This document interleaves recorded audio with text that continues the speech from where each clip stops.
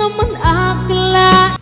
Narito tayo ngayon upang matunghayan ang napakainit, nagbabaga at talaga namang usap-usapan at maraming pinaka-inaabangan na issue ni Ate Erica. Sa pagpapatuloy ng ating istorya ay papunta na nga si Kuya Val Santos Matubang at si Lolo Miguel sa bangka upang patunayan na ang nagbigay ng bangka kay Lolo Miguel ay ang Kalingap. Pagamas ng basig, alam po pong trabaho sa Danau. Dati po nasa Labo pa kami malasog. Yun ang trabaho ko. Ngayon, nasa Nyuga naman kami. Diyan po sa Katandungan nun, ang trabaho ko lang po dyan, lagas, kani-kaninong nyugan, lagas ako niyan. Makalakasan ko pa. Kaya sabihin nilang. So yung bangka po, nandyan naman? Ngayon po. Tingnan po ninyo na yan. Yan nga po ay yan ay pinarestro ko. Sa pangalan pa ng Kalingap. Yun. Team Kalingap. Kasi, di ba nakalagay doon Kalingap? Po. Baka kung bukas, iba na ang nakalagay, ilabers na. Pwede tayo makita yung bangka? Umpo. Tara doon mga Kalingap. Punta natin po. Ito mga kaibigan. At alamin natin kung talagang bigay ng ilabers ito. Sabi ni tatay po, si John A. pa rin po nagbigay nito, mga Kalingap. Yung pirang biling yan, binigay kay Rab. Tapos binili naman sa akin ni Rab yan. Aha, ayan. Wala pang ilabers noon? Wala pa po yan. Wala pang ilabers. Ngayon wala ang yan. So, hindi na po mga Kalingap, wala pang ilabers noon. Pero inaangkin daw po nila lahat. Mga hambog ko yan. Bubutugan tayo. Bubutugan tayo Tapos sabi nila po sa June 11, mayroon na silang gagawin dito sa Saan po? Pasabog. Mamaya. Baka dilamita yun. Sumabog yung bahay nyo. Hindi naman siguro, no? Baka yun dyan nila, baka luwat. Anong pasabog nila sa atin? Baka po yung kambugan nila, mapalapit sila sa atin. May mga pong ganyan, matulis. Ay pumutok. Ay sasabog talaga. Sasabog talaga. Dapat hindi sila ganyan. Ito ang tunay na kamag-anak. Tapos ginagayaan kanila. Ito mga Kalingap po. Ayun yung bangka po ni tatay. Tay! Ibigay sa iba to. Ay, may kumuha dito. Ayan ay souvenir. Hindi bigay bawi. Hindi pwede. Yung binigay po yan. So yan po mga Kalingap po. Yan na po yung bangka Pininturahan ko nga yung ilalimin at ko ng Team Kalingap. Yan. Di pwedeng gawing ilabers yan. Babawiin o June A. Baka naman yung bangka babawiin mo, hindi pwede yan. Hindi pwedeng bigay bawi. Kung nakuha mo yung kalahating milyon noon, ito hindi mo pwede mababawi ito.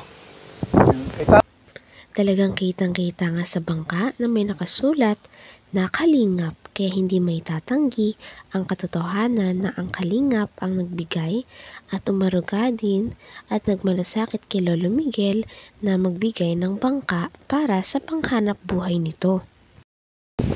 Yan yung dagat At napakagandang lugar nito mga kaibigan. Napakalamig ng simoy ng hangin at mahangin dito. So ito na yung bangka po. Ito na po, may problema lang sa makina. Bakit na nagka-problema sa makina, tay? Nasira po yung yung karburador. Binibirag nasira yung karburador po. Karburador? Pinalitan ko, yung pa din. Okay. So okay lang po yan kasi makina yan Tao nga nasisira, makina po kaya.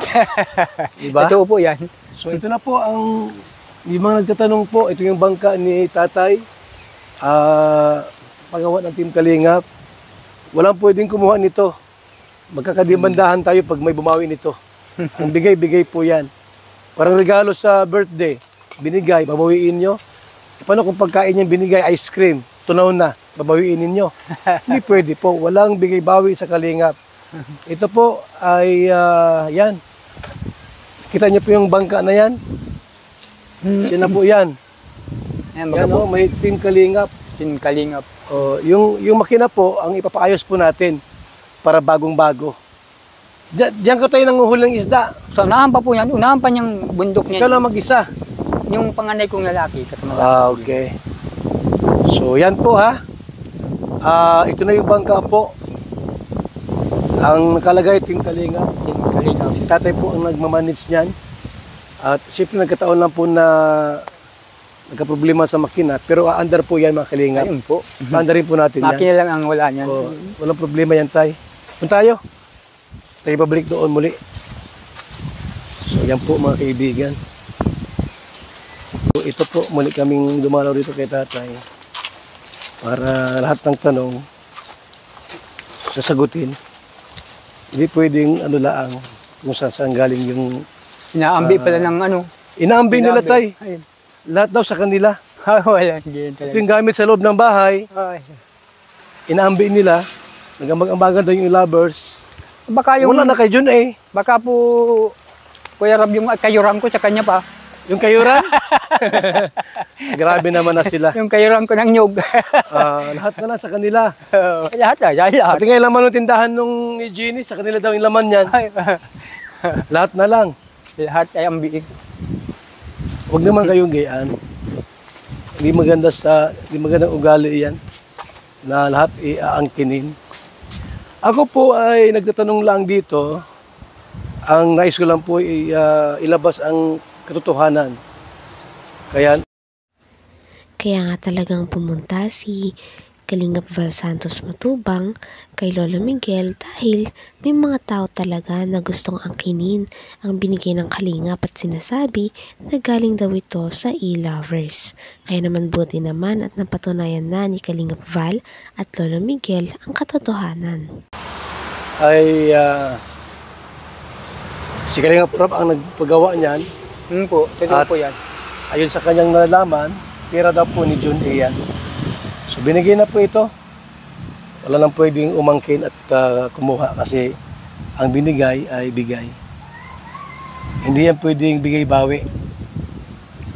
Kung yan pala ay panty, babawiin mo yung panty. Susuot mo. Malaking kalukuhan po yan.